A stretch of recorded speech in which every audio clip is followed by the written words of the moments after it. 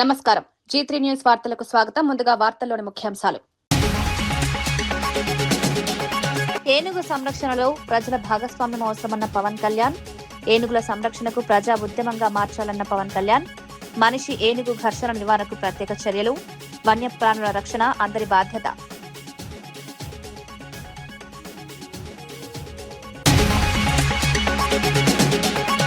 పోతిరెడ్డిపేట ద్వారా ఏపీకి నీరు. లిఫ్ట్లు ఎందుకు ఆన్ చేయరు? తెలంగాణ లిఫ్ట్ మోటార్లు ఎందుకు నడపలేం లేదన్న నిరంజన్ రెడ్డి. కృష్ణా జలాలను రైతులకు అందించడంలో ప్రభుత్వ విఫలం. తెలంగాణ వాటాను పూర్తిగా వినియోగించుకోవాలని సూచన.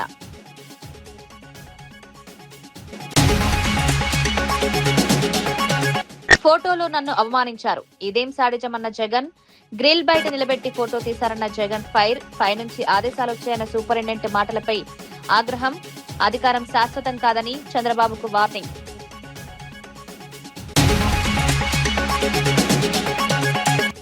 రేవంత్ పై వ్యాఖ్యలను సమర్థించిన పోచారం శ్రీనివాస్ రెడ్డి. డబ్బులకు అమ్ముడుపోలేదు, ప్రజల కోసమే పార్టీ మారానన్న పోచారం. రాజకీయాలు వదిలేస్తానన్న పోచారం. రేవంత్ పై ఉన్నదే మాట్లాడా, తప్పేముందని ప్రశ్నించారు.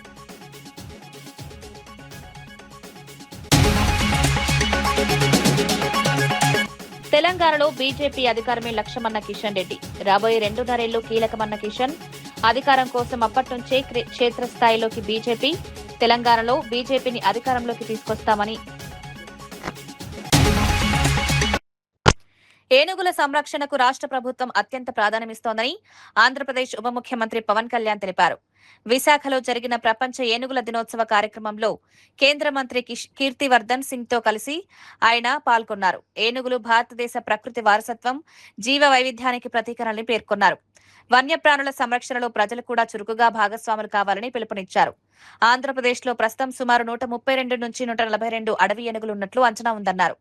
చిత్తూరు, పార్వతీపురం, మన్యం జిల్లాల్లో మనిషి ఏనుగు ఘర్షణలు తగ్గించేందుకు ప్రత్యేక చర్యలు తీసుకుంటున్నామన్నారు. కుంకి ఏనుగులను వినియోగించడం ద్వారా మానవ ప్రాణ నష్టం సుమారు 70% వరకు తగ్గిందన్నారు. ఏనుగుల సంరక్షణ కేవలం ప్రభుత్వ బాధ్యతగా కాకుండా ప్రజా ఉద్యమంగా మారాలని పవన్ కళ్యాణ్ ఆకాంక్షించారు.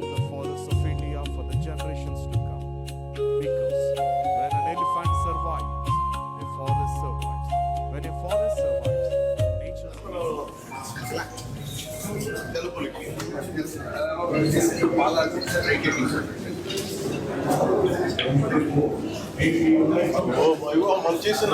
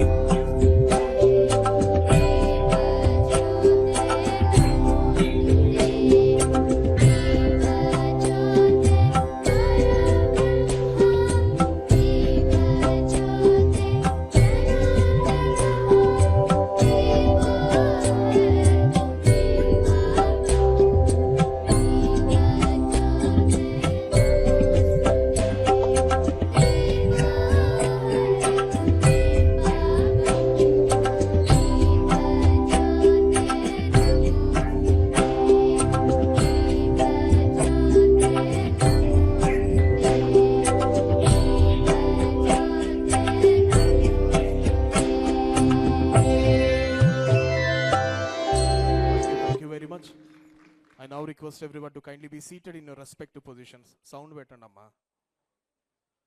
Right. I now request ADG Wildlife, Ministry of Environment, Forest and Climate Control to please come forward and felicitate all the dignitaries on the dais along with IG, Project Tiger and Elephant. Now I request ADG sir to kindly felicitate today's chief guest, Honorable Minister for State for Environment, Forest and Climate Change, Sri Kithivardhan Singh sir.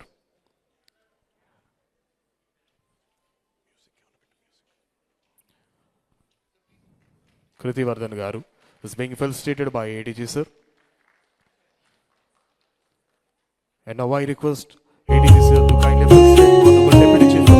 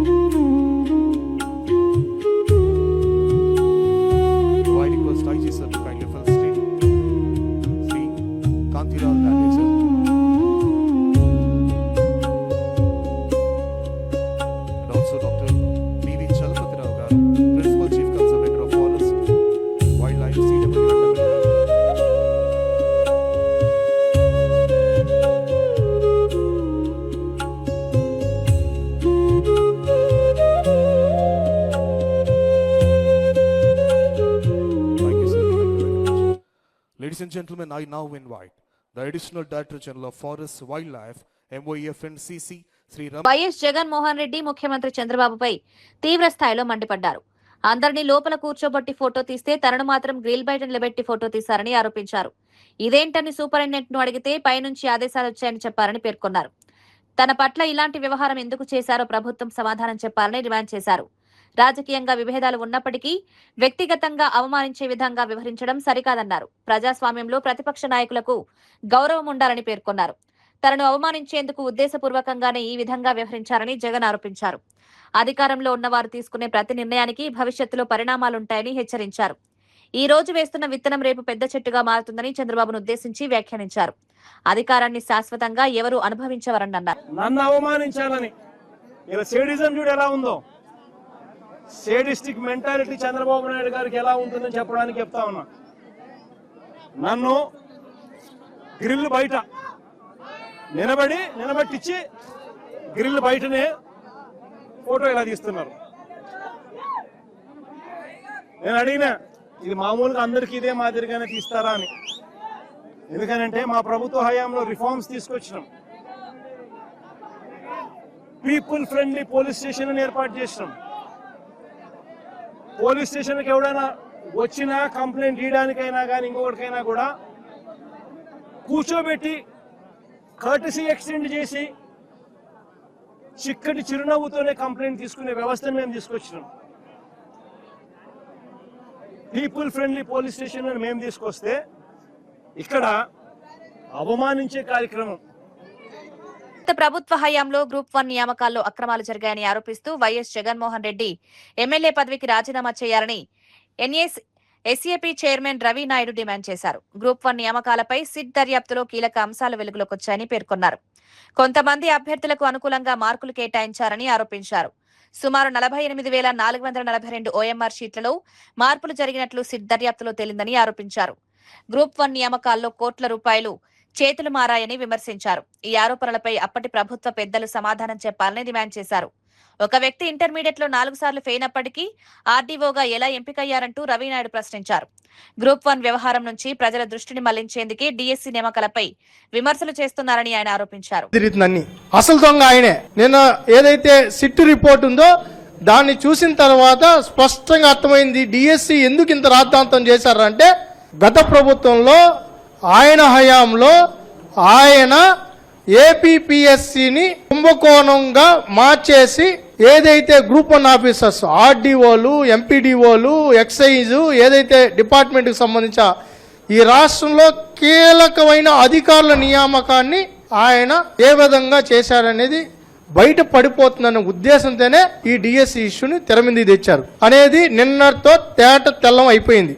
కోట్ల రూపాయలు చేతులు మారాయి. కడప జిల్లా నుంచి direct గా 3 ఆర్డీఓలు ఎట్టయ్యారు. దాంట్లో ఒక RDO ఏం తెలుసా, ఇంటర్మీడియట్ 4 సార్లు రాశాడు. వాళ్ళ సమీప మనిషి 4 సంవత్సరాలు డిగ్రీ చదివిన ఆయన. ఇంత దారుణంగా గ్రూప్ 1 నోటిఫికేషన్ ని తాడేపల్లికి సూట్ కేసులు పోయిన మాట వాస్తవం. ఈ దేశ చరిత్రలోనే అతి పెద్ద కుంభకోణం ఏపీపీఎస్సీ గ్రూప్ 1 సంబంధించి అతి పెద్ద కుంభకోణం. గ్రూప్ 1 మీద బహిరంగ చర్చకు సిద్ధం. సిట్టి నివేదిక మీద బహిరంగ చర్చకు సిద్ధం.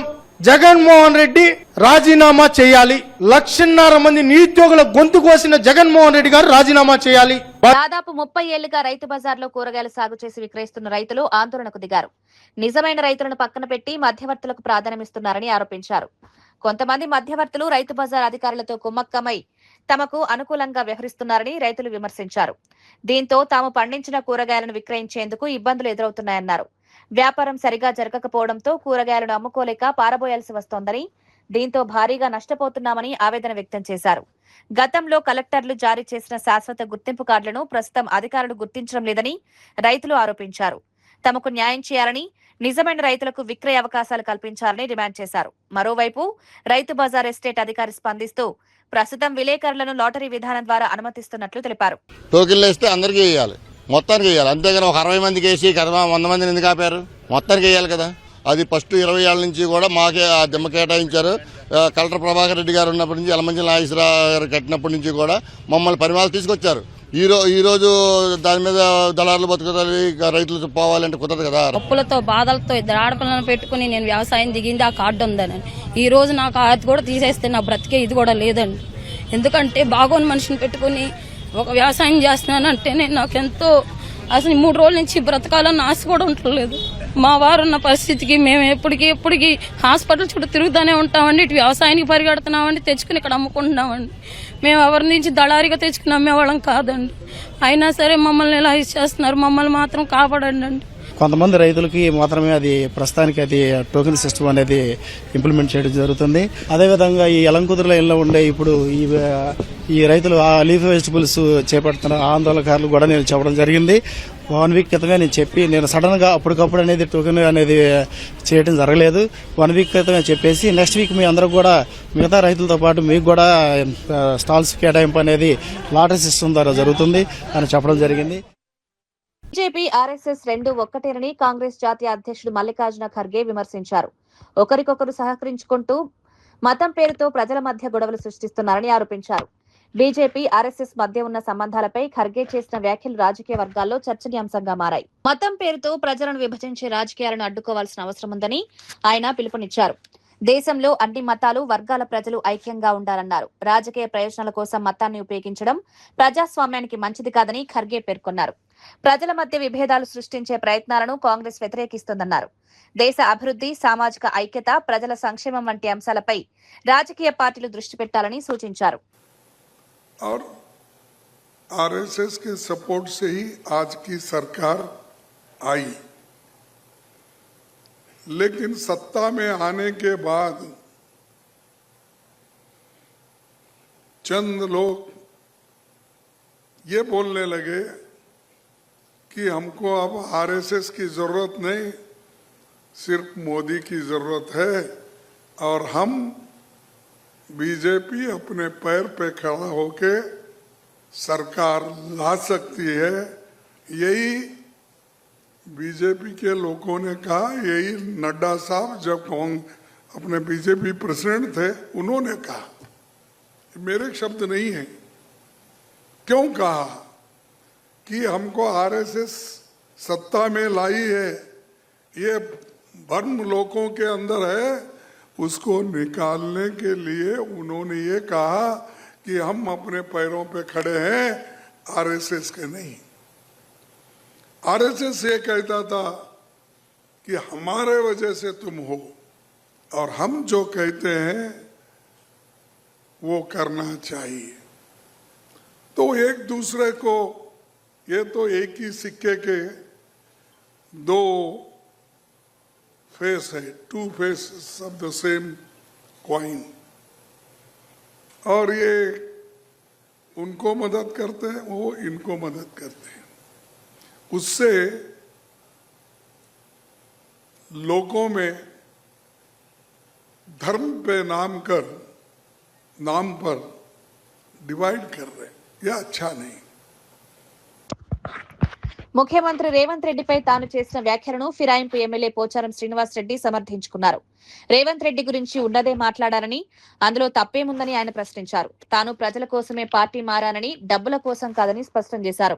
తనకు ఎవరూ డబ్బులు ఇవ్వలేదని, తాను డబ్బులకు అమ్ముడిపోయే వ్యక్తిని కాదన్నారు. తాను చేసిన వ్యాఖ్యల్లో ఎలాంటి రాజకీయ దురుద్దేశం లేదని తెలిపారు. తన జీవితం ప్రజల కోసమేనని, నియోజకవర్గ అభివృద్ధి, ప్రజల సంక్షేమం కోసం ఏమైనా చేస్తానన్నారు. తనలో స్వార్థం ఉందని ఎవరైనా నిరూపిస్తే రాజకీయాలు వదిలేస్తానని సవాల్ చేశారు. పార్టీ మారిన విషయంపై గతంలో తాను చెప్పిన కారణాలకు కట్టుబడి ఉన్నారని తెలిపారు. తన నియోజకవర్గానికి నిధులు, అభివృద్ధి పనులు రావాలనే ఉద్దేశంతో నిర్ణయాలు తీసుకున్నారని చెప్పారు.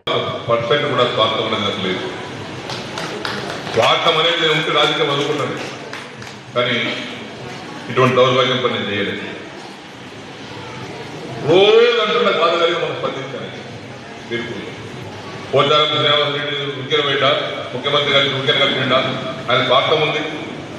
చెప్పురా బాబు, ఒక్కటి చెప్పు, స్వార్థం ఒక్కటి చెప్తున్నాం. నాకు డబ్బులు ఇచ్చేదా, నేను అమ్ముడు పోయినా, అదే ఆ విషయం స్పష్టం చేయడానికి మాట్లాడినా. మరి వాస్తవం చెప్పాలంటే ఇప్పుడు ఈ పక్షాలు ఇచ్చారు, చెప్పాల్సి వస్తుంది. అన్నం పెట్టుకుని పడుస్తారా?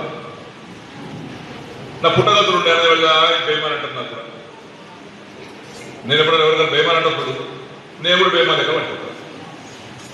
ఈ ఫంక్షన్ హాల్ వచ్చింది, కేసీఆర్ రోడ్డు వచ్చింది, తప్పదు కదా. ఇప్పుడు రేవంత్ రెడ్డి వచ్చాడు, ఆడ స్కూల్ ఇచ్చింది ఎక్కడ మన పోతంగల్ మండలంలో పిఎస్ఆర్ నగర్లో 200 కోట్లు పెట్టి ఇచ్చిండు. ఇప్పుడు మన వన్య మండలంలో ఒకటి ఏటీఎం సెంటర్ వస్తుంది, ఏటీఎం సెంటర్ రేవంత్ రెడ్డి ఇచ్చిందని చెప్తా. ఎవరిచ్చి వారిస్తే ధర్మం అది, మానవత్వం అది. మభ్య పెట్టి అబద్ధాలాడడం నా జీవితం చేయలేదు. ఉన్నట్టు కుండలు బద్దలు పెట్టి కొడతాను, మాట్లాడతాను. ఉన్నదా లేనట్టుగా లేదా ఉన్నట్టుగా చెప్పడం వల్ల కాదు. వాస్తవాలు ప్రజలు చెప్పాలి, సమాజానికి చెప్పాలి. అవైతే చెప్పారు పోతాను బాగా తీర్పులు ఏదో మాట్లాడాడు, దాంట్లో రాయేమో రాష్ట్రం ఉంది, ఏమో చేస్తున్నాడు. ఏం రాష్ట్రం లేదు, ఏం చేసేది లేదు.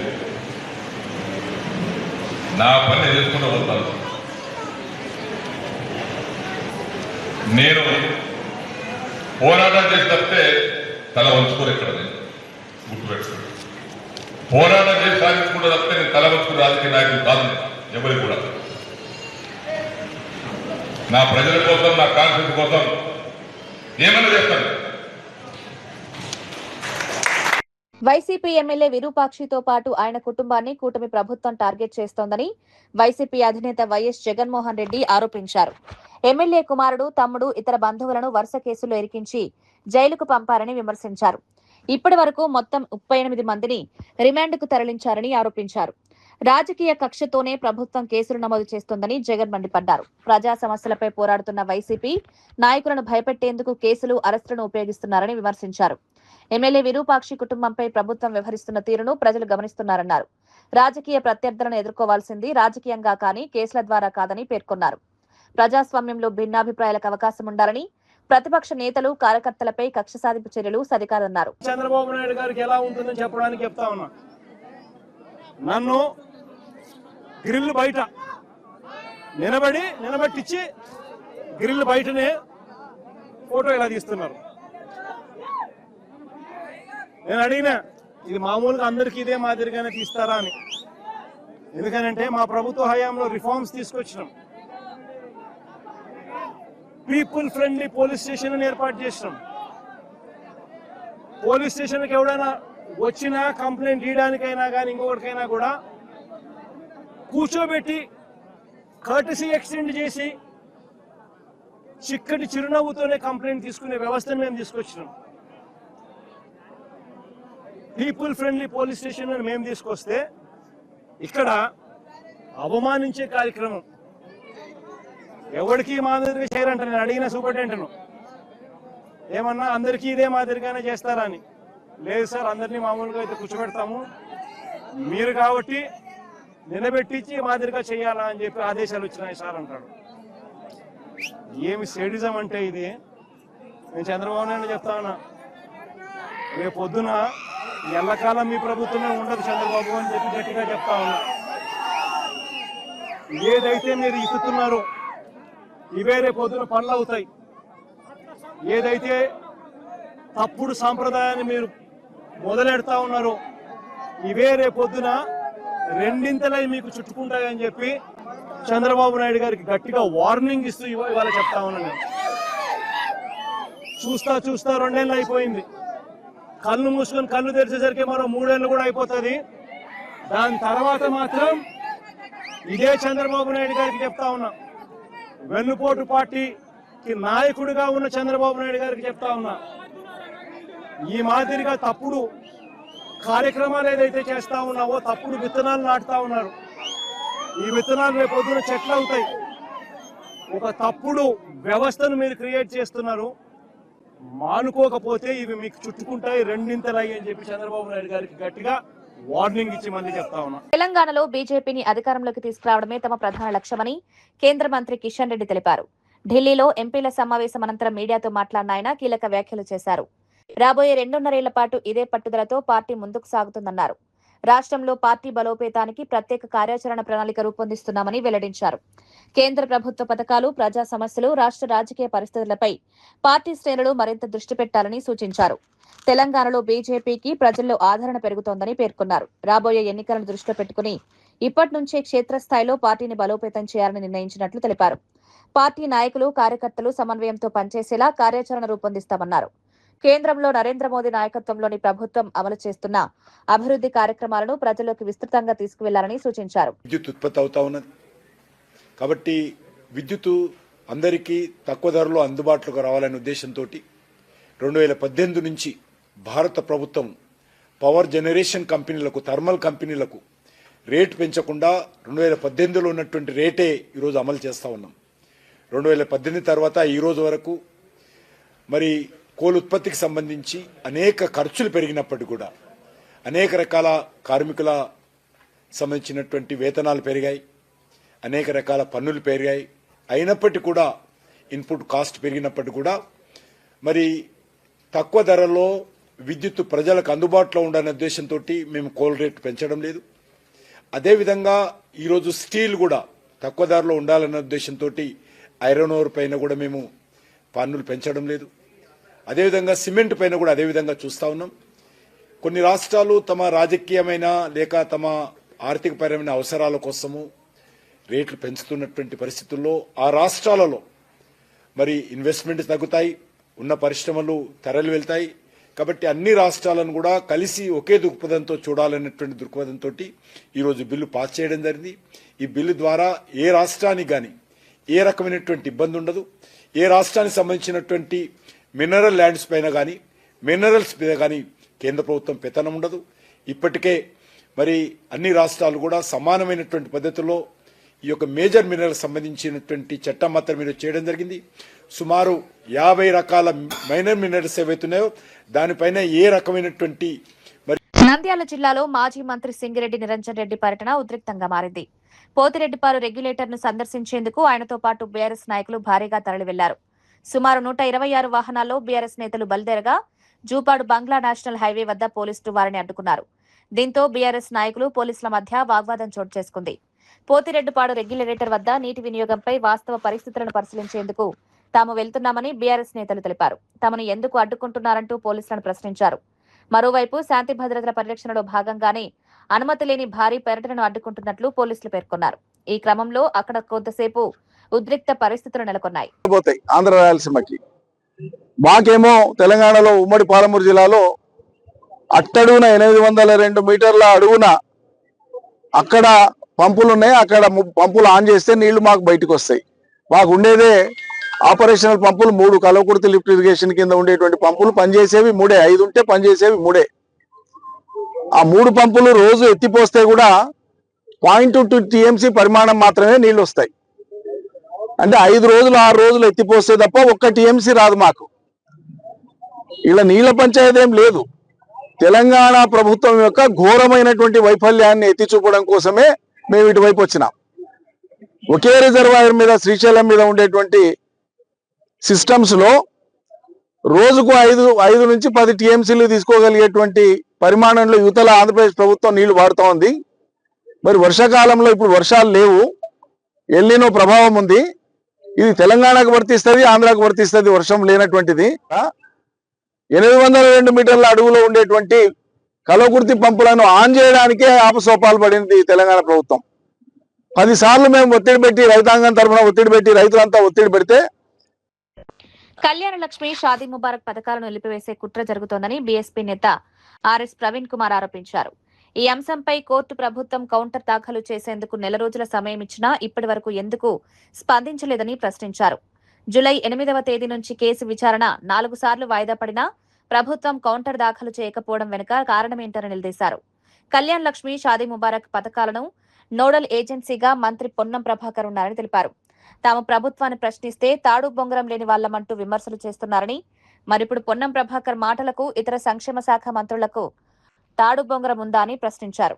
SC welfare, principal secretary tribal welfare, principal secretary minority వెల్ఫేర్ను ప్రతివాదులుగా పేర్కొన్నాడు ఆయన. సో పిటిషన్ లిస్ట్ అయిన వెంటనే ఫస్ట్ జరిగే పని ఏంటయ్యా అంటే ఇక్కడికి ఈ నలుగురికి నోటీస్ పోతుంది. ఇగో మరి ఒక విజయ్ గోపాల్ అనే ఒక అడ్వకేటు, ఇది రాజ్యాంగ విరుద్ధం, ఈ రాజ్యాంగంలో ఉండే అధికరణాలకు విరుద్ధంగా ఉన్నది, మరి సామాజిక న్యాయానికి సమానత్వానికి విరుద్ధంగా ఉన్నదని ఆయన అంటున్నాడు. అసలు మీ జీవోల ప్రకారం జీవోలతోని సంక్షేమ పథకాలు నడపడం కాదు, దీనికి చట్టబద్ధత ఉండాలి అని చెప్పి ఆయన అంటున్నాడు. మీ రెస్పాన్స్ ఏంటి అని చెప్పేసి మరి ఆ రోజు నోటీసులు ఇష్యూ చేసిండు. అడ్మిషన్ అయిపోయింది. ఏది 8వ తారీఖు జూలై నెలలో. ఇక గమ్మత్ ఏందయ్యా అంటే 8వ తారీఖు జూలై నెలలో అయితే ప్రతిసారి కూడా అడిషనల్ అడ్వకేట్ జనరల్ గారు, వీళ్ళ జీతం ఎంత ఉంటుందో తెలియాలి ప్రజలకు, అడిషనల్ అడ్వకేట్ జనరల్ గారు కానీ అడ్వకేట్ జనరల్ కానీ ఎప్పుడైనా కేసులకు అటెండ్ అయితే 3 లక్షలు 4 లక్షలు 5 లక్షల రూపాయలు కేసుకి ఇంత తీసుకుంటారు. వాళ్ళు ఒక అపియర్ అయ్యి గవర్నమెంట్ తరఫున మాట్లాడితేనే వీళ్ళకి లక్షల రూపాయలు, కేసుకు ఒక 3-4 లక్షల రూపాయలు పోతుంది. ఈ అడ్వకేట్ జనరల్ గారు మరి వాళ్ళు 1, 2, 3 ఎన్ని వాయిదాలు పడ్డాయి? 8వ తారీఖు నాడు ఒక వాయిదా పడ్డది, 5వ తారీఖు నాడు తర్వాత ఎల్లకాలం ప్రజల మధ్య పదిలంగా ఉండే పార్టీ సిపిఐ అని సిపిఐ పార్టీ నేత మాజీ ఎమ్మెల్యే చాడ వెంకటరెడ్డి అన్నారు. సిద్దిపేట జిల్లా హుస్నాబాద్ అంబేద్కర్ చౌరస్తాలో సిపిఐ ప్రజా చైతన్య పాదయాత్ర ముగింపుతో సభలో పార్టీ ముఖ్య నాయకులతో కలిసి చాడ వెంకటరెడ్డి పాల్గొని మాట్లాడారు. హుస్నాబాద్ నియోజకవర్గంలోని గౌరవెల్లి ప్రాజెక్టు భూ నిర్వాసితులకు ఎవరికైతే పరిహారం ఇవ్వాల్సి ఉందో వెంటనే వారికి పరిహారం ఇవ్వాలని రాష్ట్ర ప్రభుత్వాన్ని డిమాండ్ చేశారు. ప్రాజెక్టు భూ నిర్వాసితులకు ఉదారంగా నష్టపరిహారం ఇవ్వాలని, లేకుంటే సెప్టెంబర్ ఆఖరిలో సిపిఐ పార్టీ ఆధ్వర్యంలో ఉద్యమం చేస్తామన్నారు. గౌరవెల్లి ప్రాజెక్టు మంజూరు చేయించింది సిపిఐ పార్టీనేనని, పూర్తి చేయించే బాధ్యత కూడా సిపిఐ తీసుకుంటుందన్నారు. పార్టీ తరపున గౌరవెల్లి ప్రాజెక్టు భూ నిర్వాసితులకు అండగా ఉంటామన్నారు. గౌరవెల్లి పరిస్థితి చూస్తే ఆడపిల్లలు 18 ఏళ్ళు అయిన తర్వాత వాళ్ళకి పెళ్లి కాకుంటే వాళ్ళకి పెళ్లి కూడా ఖర్చులు ఇవ్వాలని ప్రభుత్వం ఉంది. వీళ్ళ ప్యాకేజీలు, పునరావాస ప్యాకేజీలు. కానీ అది కూడా ఇవ్వకపోతే నేను హరీష్ రావు దగ్గర తీసుకుపోయిన వాళ్ళందరినీ ఆడపిల్లలు పాపం 2-3 సార్లు ప్రయత్నం చేసినాం. కొంతమందికి వచ్చినాయి, కొంతమంది రావు. ఇంతో ఆలోచించాలా. ఈ సభ ద్వారా చెప్తా ఉన్నాం ముఖ్యమంత్రి రేవంత్ రెడ్డి గారికి, ఉత్తమ్ కుమార్ రెడ్డి గారికి, పొన్నం ప్రభాకర్ గారికి, ఏదేమైనా గౌరెల్లి అలాగే గండిపల్లి ఈ తర్వాత ప్యాకేజీలు ఇవన్నీ కూడా పునరావాస ప్యాకేజీ ఎవరికైతే వాళ్ళకి ఇచ్చేది అవన్నీ ఇప్పించాలా, ఉదాహరణగా ఇవ్వాలి. మరి వాళ్ళకి నష్టపోయిన ఆదుకోవాల్సిన అవసరం చెప్పేసి కూడా తెలియపరుస్తాం. లేదు ఇవ్వకపోతే చూస్తాం, నెల రోజుల దాకా చూస్తాం. సెప్టెంబర్ ఆఖరిలో ఇక యుద్ధమే. ఏదేమైనా గౌరెల్లి కాంచెల్లి గండిపల్లి గారు స్టార్ట్ చేస్తాం, మొత్తం తిరుగుతాం, పాదయాత్ర చేస్తాం. నాతో సహా మీ అందరం నాయకులు అంతా కూడా కలుస్తాం. సిద్దిపేట జిల్లా హుస్నాబాద్ లో బీజేపీ నాయకులు విద్యార్థులతో కలిసి హర్ ఘర్ తిరంగా ర్యాలీ ఘనంగా నిర్వహించారు. పట్టణంలోని ప్రధాన వీధులు, ప్రధాన రహదారి మీదుగా మల్లచెట్టు చౌరస్తా వరకు ర్యాలీ చేపట్టారు. బీజేపీ కార్యకర్తలు, విద్యార్థుల వందే మాతరం తదితర దేశభక్తి నినాదాలతో పట్టణం మార్మోగింది. మల్లచెట్టు చౌరస్తా వద్ద బీజేపీ కార్యకర్తలు, విద్యార్థులు మానవహారంగా ఏర్పడి వందే మాతరం నినాదాలు చేశారు. అనంతరం జాతీయ గీతాన్ని ఆలపించారు. దేశ సమైక్యత, సమగ్రతను చాటుతూ ప్రతి ఇంటిపై జాతీయ జెండాను ఎగురవేయాలని, కుల మతాలకు అతీతంగా జాతీయ భావాన్ని పెంపొందించాలని బీజేపీ నాయకులు పిలుపునిచ్చారు.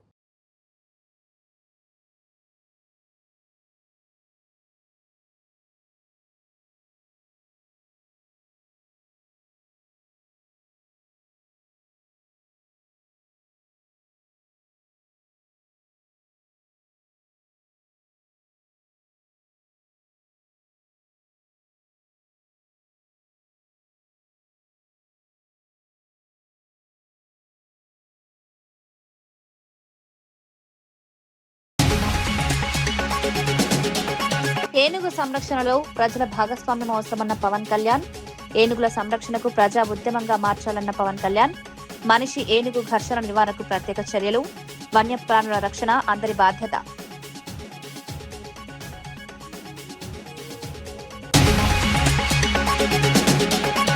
పోతిరెడ్డిపేట ద్వారా ఏపీకి నీరు, లిఫ్ట్లు ఎందుకు ఆన్ చేయరు, తెలంగాణ లిఫ్ట్ మోటార్లు ఎందుకు నడపలేం లేదన్న నిరంజన్ రెడ్డి, కృష్ణా జలాలను రైతులకు అందించడంలో ప్రభుత్వ విఫలం, తెలంగాణ వాటాను పూర్తిగా వినియోగించుకోవాలని సూచన.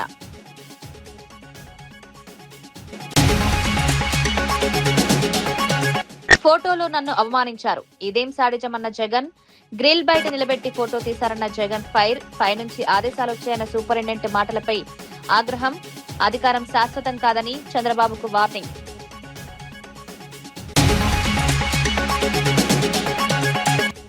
రేవంత్ పై వ్యాఖ్యలను సమర్థించిన పోచారం శ్రీనివాస్ రెడ్డి.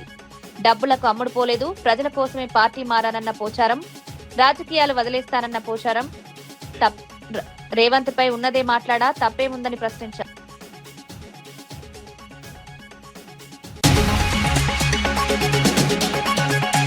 తెలంగాణలో బీజేపీ అధికారమే లక్ష్యమన్న కిషన్ రెడ్డి.